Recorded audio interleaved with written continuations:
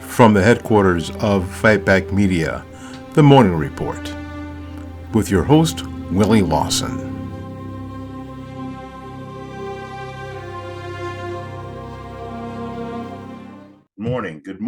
Good morning. My name is Willie Lawson. This is The Morning Report.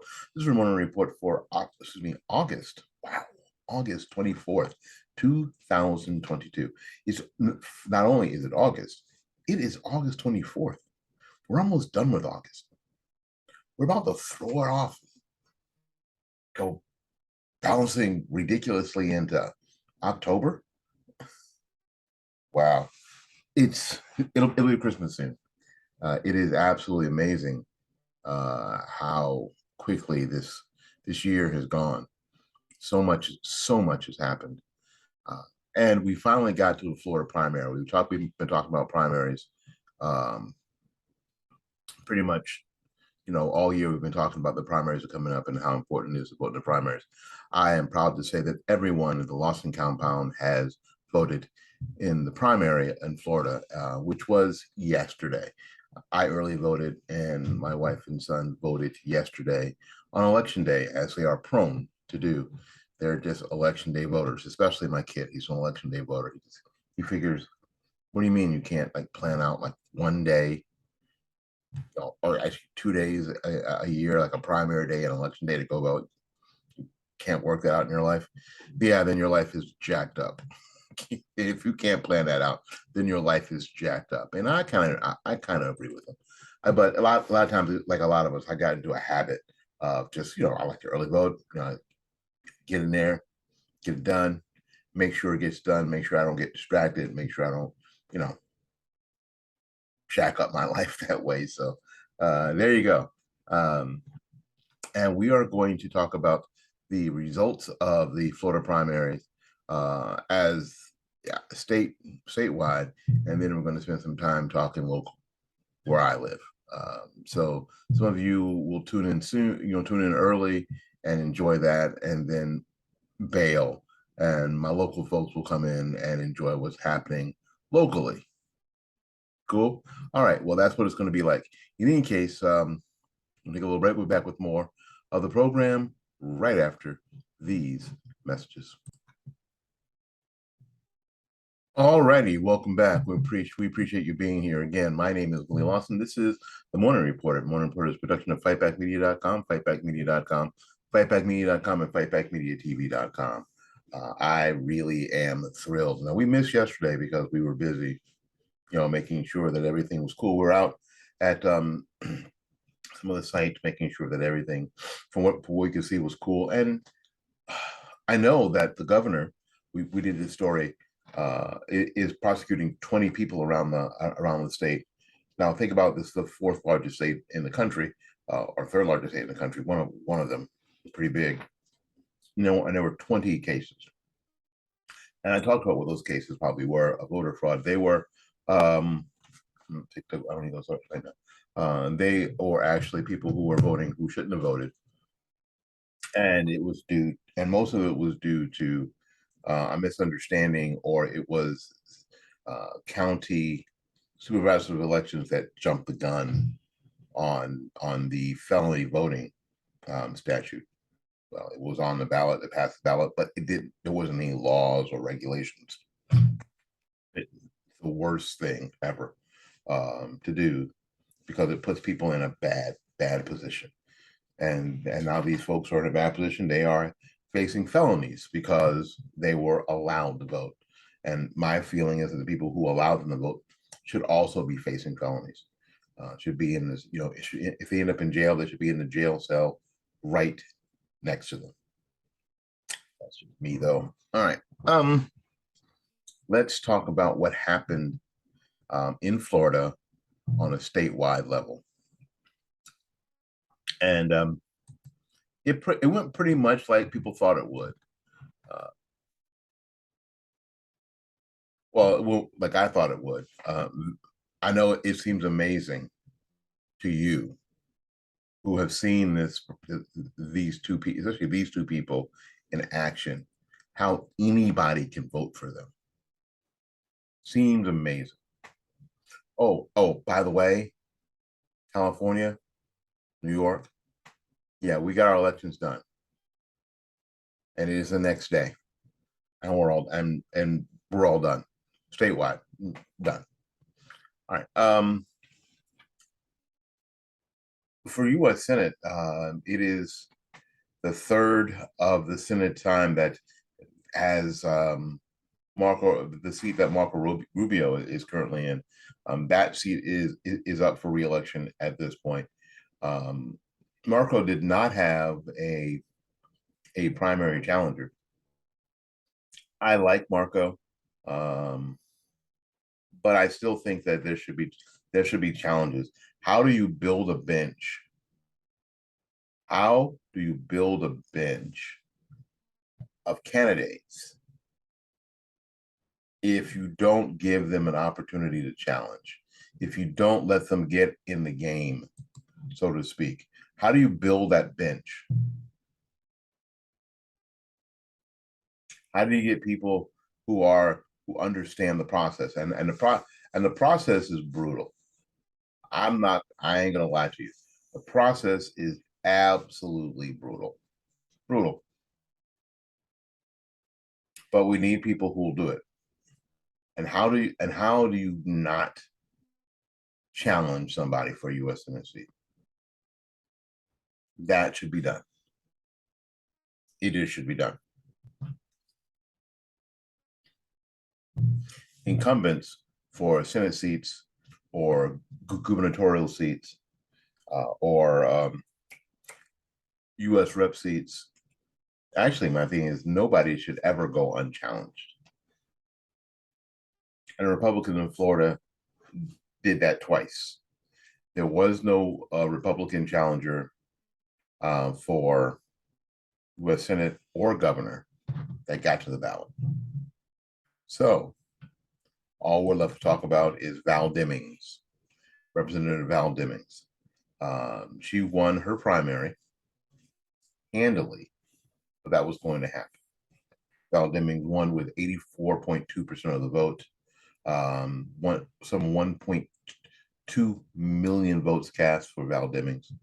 Over her closest next opponent was Brian Rush with 6.3% of the vote, or 94,000 votes, and then William Sanchez with 5.6% of the vote, or 84,000 votes. Ricardo de la Fuente with 3.9% of the votes brought up the rear end. And I think this de la Fuente guy runs for everything all the time. He must be loaded. He must be loaded. Because I'm sure he doesn't qualify by petition. I'm sure that he qualifies by paying the qualifying fee. This dude must be loaded. I see his name on every ballot, every election. It's interesting. This was probably one of the more interesting campaigns. Well, I don't know if I should say interesting. Maybe I should say entertaining. Entertaining? Is that a better word? Yeah, better word. It's entertaining. Charlie Crist, former Republican, former independent, now Democrat, also the former governor. I think I met Charlie Crist. Actually, I have met him. My wife and I took a picture with him. Yeah, we don't show that picture anymore. When he was governor of the state of Florida. And anyway, he was, well, I think we met. I got to know him. I learned about him when he was commissioner of education, I think. Correct me if I'm wrong. And then governor of the state of Florida. He beat Nikki Fried, 59.7% of the vote to 35.3% of the vote. Nikki Fried is now was the commissioner of agriculture in the state of Florida. And then followed by Candace Daniels with 2.5% of the vote, and then Robert Willis with 2.4% of the vote. It was early on, the scuttle was that Democrats really didn't like Nikki Fried. And I think a lot of it was that they didn't believe that Nikki Fried had a chance in hell of beating Ron DeSantis. And this is what this is all about. Um, this is what I talk about when I just mentioned building a bench. Now, I don't believe I'm hoping, maybe it's I don't believe or I'm just hoping that Charlie Crist can beat Ron DeSantis in the general election. But what Democrats have done here in Florida that they needed to do desperately is they have built a bench. They have Nikki Fried, who is young enough to try this again if she chooses to. I can't imagine having your gut ripped out and having your life turned upside down to do this again. Charlie Crist gets off on it. I think he just loves to be in the spotlight. He just loves to be the center of attention, always. We've seen the videos where he was in Tampa and he went to the pro-life, he went to the pro-abortion rally and they basically chased him off. So is he a strong Democrat candidate? I don't think so. I don't think so. I think he was strong enough to beat Nikki Fried because the machine needed Charlie Crist over Nikki Fried. And I think Nikki Fried was beaten by the establishment Democrat in Florida, the legacy Democrat in Florida. That's who she was beaten by. And yeah, but only 59 to 35% of the vote. She was only beaten by what's that, 24% or so. So 24.4%. So there is a burgeoning leftist Democrat here finally in the state of Florida. So if Nikki Fried can hang on and bide her time, Charlie Crist can't run forever. Or maybe he can. Who knows? But we'll see. We'll see. Another entertaining race here statewide in the state of Florida. Well, actually, this was a District 1 GOP primary for U.S. House, was the District 1 seat with Matt Gaetz. Matt Gaetz has been a lightning rod of controversy, but right before primary day, Matt Gaetz won a $2 million lawsuit from somebody who was trying to blackmail him or extort money from him. So he won his court case, and as the incumbent, he also won his seat, 69.7% of the vote in District 1 in Florida, and over Mark Lombardo and Greg Merck. He beat Lombardo by 45 points. So he beat him handily in that district. But again, there is a bench being built in District 1 in the state of Florida. In District 1, there was also a Democrat primary where Rebecca Jones beat Peggy Schiller, 62.5% of the vote to 37% of the vote. Again, in the U.S. Senate, Marco Rubio didn't run. It was uncontested, and Ron DeSantis won uncontested. Can you think that anybody would say, "Hey, listen, I'm going to go right up against Ron DeSantis"? There was some talk early, but I don't think any of these people qualified. And they were probably scared off by Republicans on the Republican Party of Florida. They were probably scared off. They probably said, if you try this time and provide a place for Democrats to practice Operation Chaos, we'll destroy you. I'm believing that's what happened. I really am. There was also a U.S. Senate race in Oklahoma on the 23rd, 2022 Oklahoma unexpired term GOP special runoff with Mark Wayne Mullen winning with 65.1% of the vote over T.W. Shannon. In the Democrat runoff for the same race, it was Madison Horn with 65.5% of the vote over Jason Bollinger. So we'll watch that Senate race unfold in Oklahoma. In District 1, Bridget Fleming, the Democrat, ran unopposed and is headed back to Congress. In District 2, Jackie Gordon also ran unopposed as a Democrat. Were the Republicans in District 2? There were. Andrew Garbarino wins his election with 53.7% of the vote over Robert Cornicelli and Mike Rickbrandt. In District 2 in New York. In District 3, anything interesting? George Santos, a Democrat, uncontested. Then this is how some of these people stay in office for 10, 20, 30, 40, 50 years. No one contests. In District 3 in New York, Robert Zimmerman, is that the Robert Zimmerman? No. Democrat won with 35.8% of the vote. Hotly contested. John Kamen with 26% of the vote. Joshua LaFonson, 20% of the vote. Melanie D'Arrigo with 15% of the vote.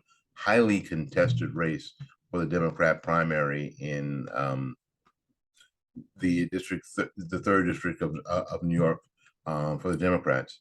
The Republican ran uncontested, not building a bench. And it was also another party primary. It was the Conservative Party, where George Santos, Conservative Party, won.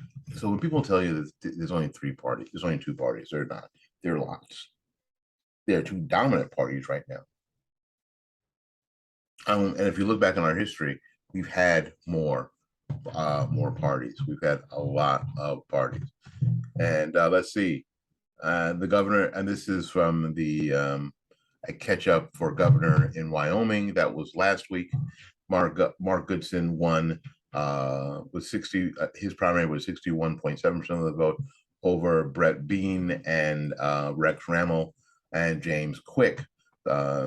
Teresa Livingston won her primary, a Democrat primary in Wyoming for governor, with 71% of the vote over Rex Wild.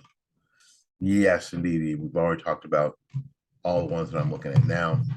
And we're going to take a little break and we're back with some more local here around me, folks, here in the county of Hillsborough. Some of our state rep seats, their primaries, school board, and the referendum for the school board to increase their millage. We'll talk about that and how that worked out right after these messages. All right, we're back. We are back, and I trust that you are well. And again, my name is Willie Lawson. This is the Morning Report. The Morning Report is a production of fightbackmedia.com, fightbackmedia.com, fightbackmedia.com, and fightbackmediatv.com. All right, we're going to make the switch to local. So I'm guessing that some of you guys are going to bail out. All right, that's cool, whatever. But I think that local is extremely important for a bunch of the reasons that I've already talked about. Local is important because this is where you can make changes that you need to make, pull people out of office that were in office, replacing them with somebody that's going to do the job. And you can what else? Oh, you can build a bench. What I've been talking about, you can build a bench. I want to talk about some things that this county is doing to make sure or make people believe or feel good about the quality of our elections. On the website for votehillsborough.gov, if you are local, you can see that at 10:42 yesterday, they had received, it showed how many ballots had been received, mail-in ballots had been received, 121,477, and there were none uncounted. They were all counted. All right. There. And that doesn't include, and it is, that doesn't include ballots that have yet to be cured or fixed if, if there was something missing, if the signatures didn't match up or whatever. That's important. Let's see here. Let's go ahead and get to the next election is going to be in November, obviously, on voting days. We're going to get down and get to the results. There we go. Representative in Congress, District 14. That's where I live. That's where I'm sitting right now. There was a Republican primary. Oftentimes there is not. This is with Ballotpedia has designated my county a strong Democrat county. Obama, what is it? Obama, Biden? No, it is Obama, Clinton, Biden. The last three presidential elections, Obama, Clinton, Biden. Strong. So this talk here that we do in this area about whoever, so go Hillsborough, so goes the nation. No, not anymore. And it may be because we don't have a bench. Our representative of Congress for most of, golly, I can remember, has been Kathy Castor. Kathy Castor. Always, confuse her with her mom, Betty Castor. Kathy Castor, who votes with Nancy Pelosi 100% of the time, even if it causes her own district, like we did in the cigar industry, destruction.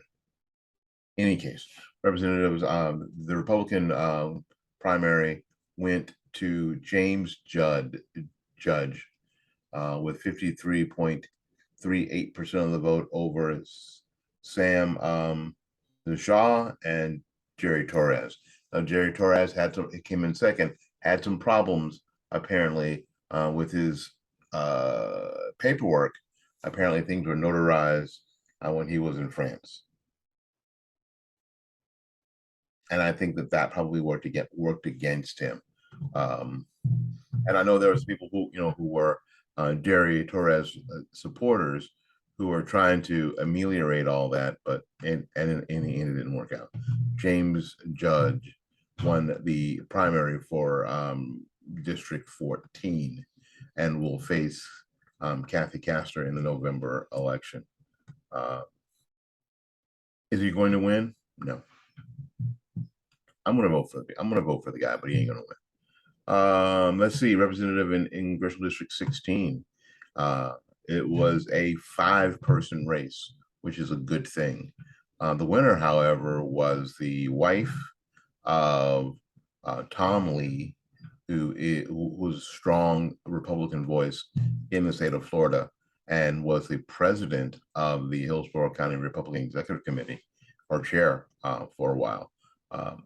His wife won her primary for Congressional District 15, 44.3% of the vote to her next opponent, Kelly Stargell, who had 24.9% of the vote.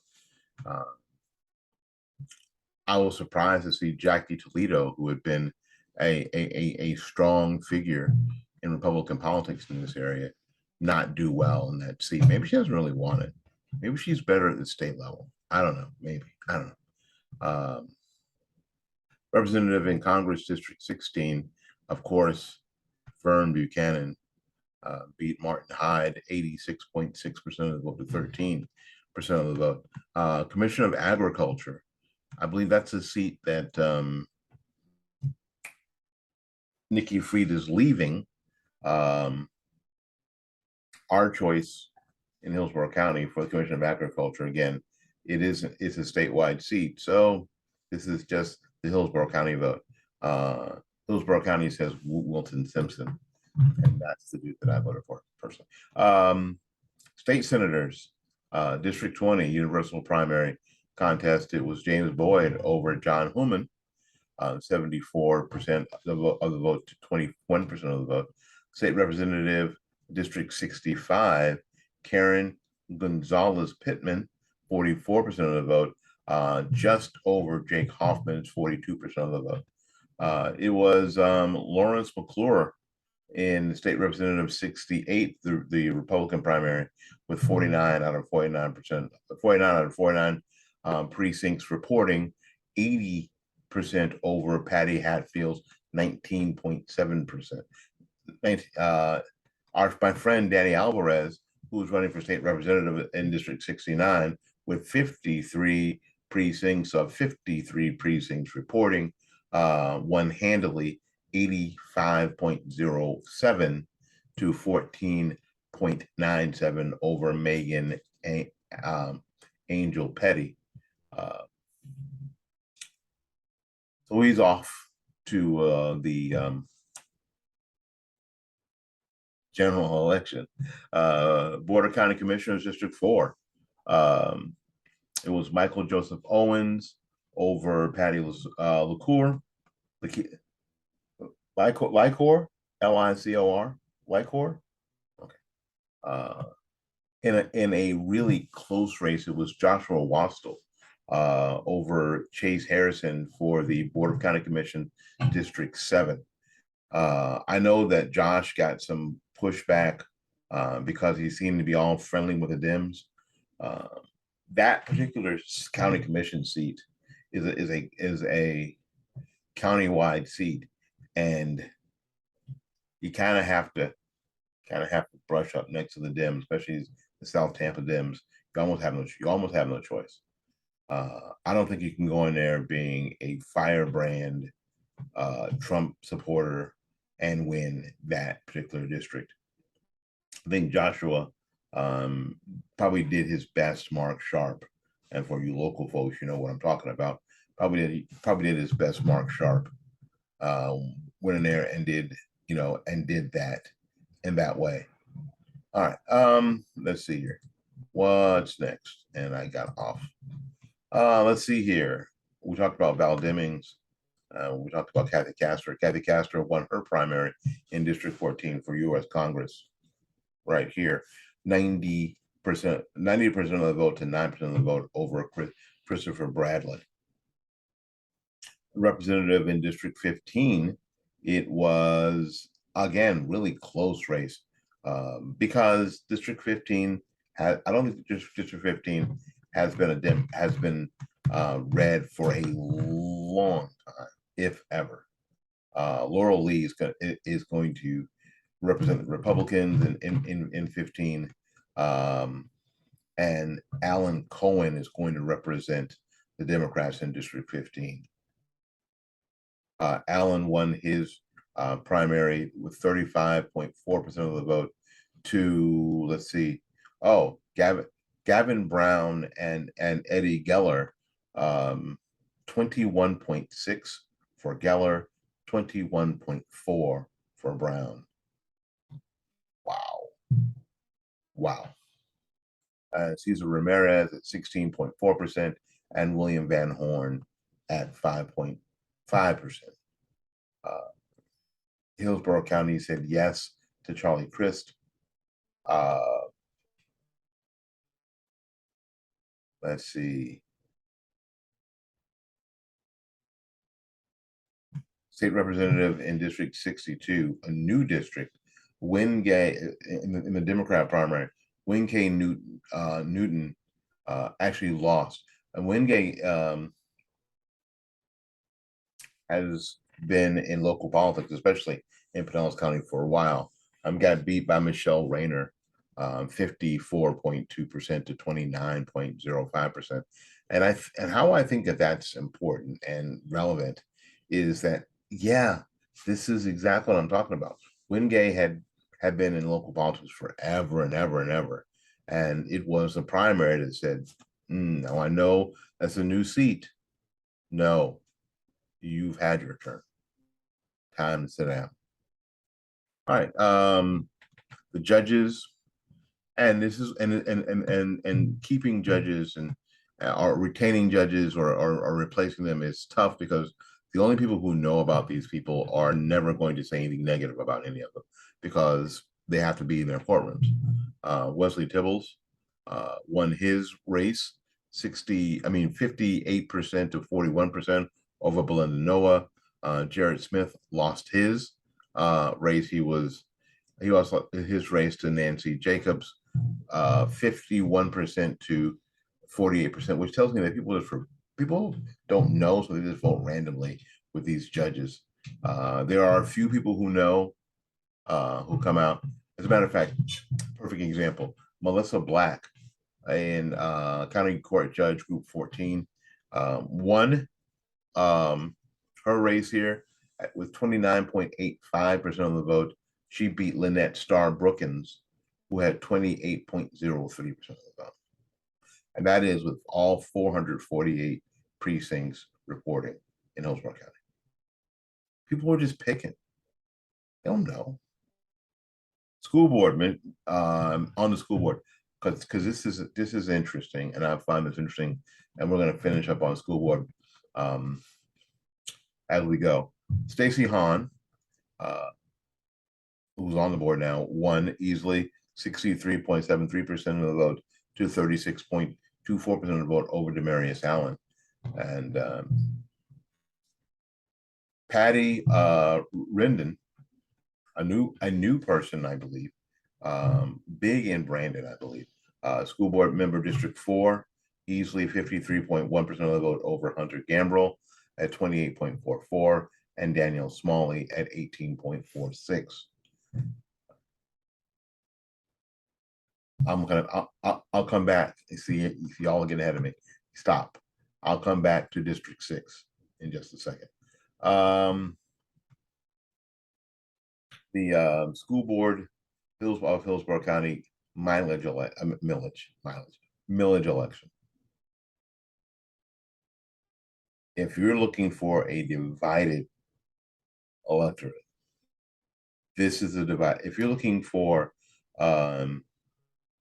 a suburban, rural versus urban thing here, there isn't anything that's more clear than this. The school board of Hillsborough County had a millage increase on the ballot. Presumably, they say, to pay teachers more, to support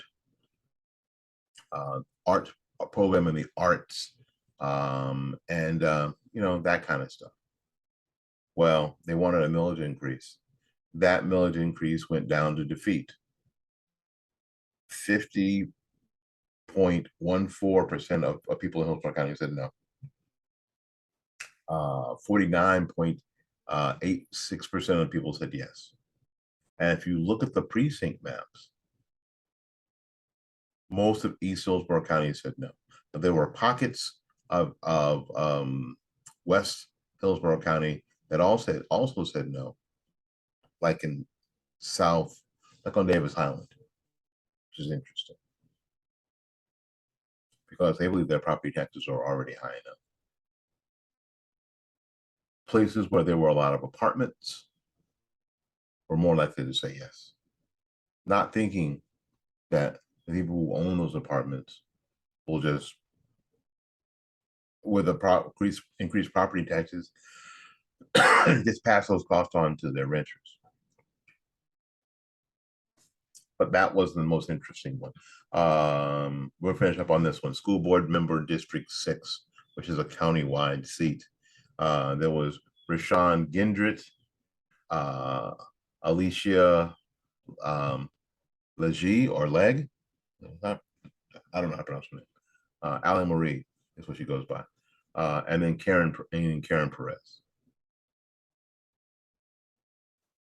Allie Marie was endorsed by Ron DeSantis.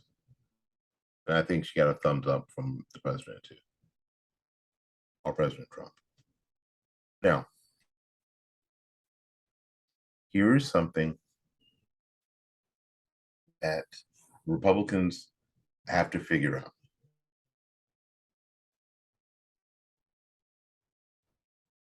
You have to figure out that your endorsement or your thumbs up or your work in a district that I just told you in this particular program went Clinton, Obama, Clinton, Biden, Obama, Clinton, Biden.